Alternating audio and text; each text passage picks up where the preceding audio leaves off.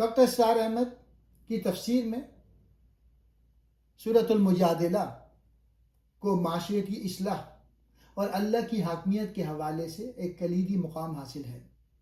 ان کے مطابق یہ سورہ مدنی زندگی کے اس دور کی عکاسی کرتی ہے جہاں اسلامی ریاست مستحکم ہو رہی تھی اور خاندانی اور سماجی قوانین وضع کیے جا رہے تھے۔ پہلا پوائنٹ، خولہ کا واقعہ اور زہار کا مسئلہ۔ زہار کیا ہے؟ زمانہ جاہلیت میں اگر کوئی شوہر بیوی سے کہتا تم میرے لیے ماں کی پیٹھ کی طرح ہو، تو اس کا مطلب ہوتا تھا کہ بیوی ہمیشہ کے لیے حرام ہو گئی ہے۔ اللہ نے اس غلط رسم کو ختم کرتے ہوئے فرمایا بیوی ماں نہیں بن سکتی، یہ صرف ایک غلط اور جھوٹی بات ہے۔ کفارہ، اگر کوئی شخص زہار کرے تو اسے غلام آزاد کرنا ہوگا۔ اگر ممکن نہ ہو تو 2 ماہ مسلسل روزے۔ اگر یہ بھی ممکن نہ ہو تو 60 مسکینوں کو کھانا کھلانا۔ ڈاکٹر اسرار کے مطابق یہ اسلام کا معاشرتی اصلاح کا ایک اہم قدم تھا۔ دوسرا پوائنٹ، اللہ ہر بات سننے والا اور جاننے والا ہے۔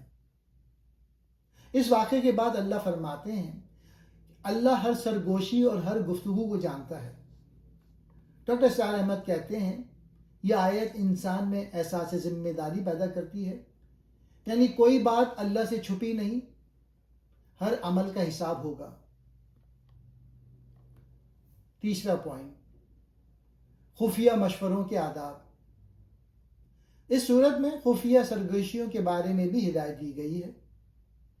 اس زمانے میں منافقین چھپ کر باتیں کرتے تھے، مسلمانوں کے خلاف سازشیں کرتے تھے۔ اللہ نے فرمایا اگر سرگوشی کرو تو نیکی اور تقوی کے کاموں میں کرو، گناہ اور دشمنی کے کاموں میں نہیں۔ چوتھا پوائنٹ، مجلس کے آداب۔ اللہ نے مسلمانوں کو مجلس کے آداب بھی سکھائے۔ جب کہا جائے کہ مجلس میں جگہ دو تو جگہ دو، اٹھ جاؤ تو اٹھ جاؤ۔ ڈاکٹر اسرار احمد کے مطابق یہ اسلامی معاشرے میں نظم و ضبط اور احترام کی تعلیم ہے۔ پانچواں پوائنٹ، علم اور ایمان والوں کا مقام۔ ایک اہم آیت میں فرمایا گیا اللہ ایمان والوں اور علم والوں کے درجات بلند کرے گا۔ ڈاکٹر اسرار احمد کہتے ہیں اسلامی معاشرے میں ایمان بنیاد ہے، علم اس کی قوت ہے۔ چھٹا پوائنٹ، رسول کے ساتھ نجوی کا حکم۔ ایک ایسا وقت تھا کہ لوگ کثرت سے نبی کریم صلی اللہ علیہ وآلہ وسلم سے نجی گفتگو کرنے لگے۔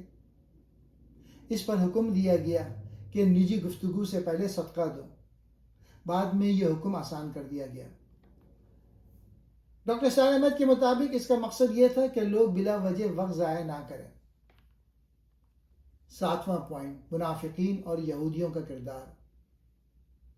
سورت کے آخر میں ان لوگوں کا ذکر ہے جو اللہ اور اس کے رسول کی مخالفت کرتے ہیں، دشمنوں سے دوستی کرتے ہیں۔ یہ منافقین دراصل اسلامی معاشرے کے اندرونی دشمن تھے۔ آٹھواں پوائنٹ، حقیقی وفاداری کا اصول۔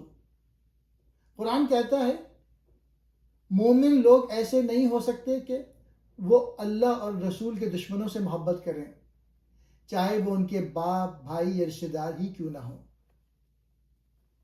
ڈاکٹر اسرار احمد کہتے ہیں یہ اسلام میں وفاداری کا اصول بیان کرتا ہے، یعنی سب سے بڑی وفاداری اللہ اور دین کے ساتھ ہے۔